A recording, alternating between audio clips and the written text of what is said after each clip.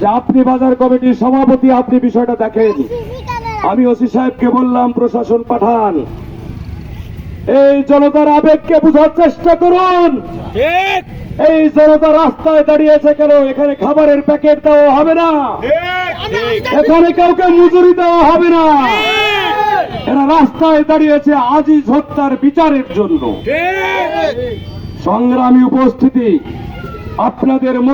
আপনাদের মাধ্যমে আমি প্রশাসনের দৃষ্টি আকর্ষণ করে বলতে চাই, নিরপেক্ষ তদন্ত সাপেক্ষে খুনিদের বাংলাদেশের আইন অনুযায়ী দৃষ্টান্তমূলক শাস্তি নিশ্চিত করুন।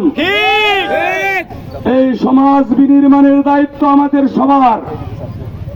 খুনিরা যদি আজকে পার পেয়ে যায়, আজকে আজিজ হত্যা হয়েছে, কালকে আপনি হত্যার শিকার হবেন না, তার গ্যারান্টি কি? এই সমাজের নিরাপত্তার স্বার্থে আজিজ হত্যার বিচার করা লাগবে। আর আপনাদের প্রতি আমার সবিনয় অনুরোধ, আপনারা কোনো বিশৃঙ্খলা তৈরি করবেন না। আইনের প্রতি সম্মান রেখে খুনিদের বিচার সুনিশ্চিত করার দাবিতে আপনারা ধৈর্যশীলতার পরিচয় দিয়েছেন, আমি আপনাদের আন্তরিকভাবে ধন্যবাদ জানাই। সেই সাথে আজিজের পরিবার অসহায়, তাদের প্রতি আপনারা সামর্থ্য অনুযায়ী খেয়াল রাখবেন। আজিজের দুইটা সন্তান আছে, নিষ্পাপ ছোট বাচ্চা, আমি দেখেছি। তার ছেলেটা মাদ্রাসায় পড়ে। তার ছেলেটা যখন জানাজা শেষ করে, তার বাবার জানাজা শেষ করে গরুস্থানে কাঁদে, কোন পাষাণ হৃদয়েরও চোখের পানি না পড়ে থাকতে পারবে না, আমি সতর্ক দেখেছি।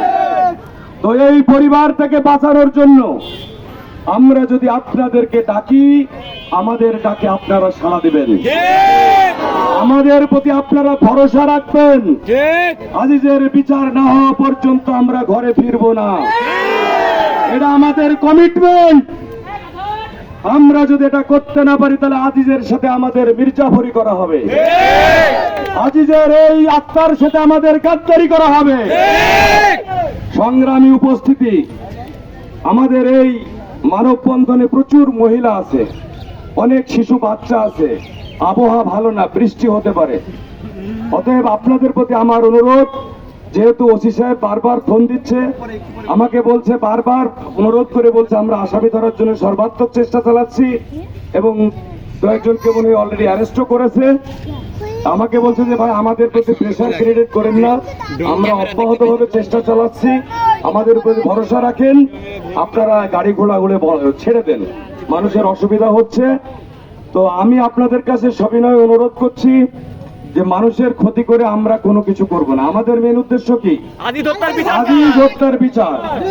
যারা এই খুনের সাথে প্রত্যক্ষ এবং পরোক্ষভাবে জড়িত, তাদের প্রত্যেককে বিচারের আওতায় আনা হবে ইনশাআল্লাহ। যাই হোক, সবাইকে ধন্যবাদ জানিয়ে, সবাইকে শান্ত রাখার আহ্বান জানিয়ে আমি আমার সংক্ষিপ্ত বক্তব্য শেষ করলাম। আল্লাহ হাফেজ। প্রশাসন চাই।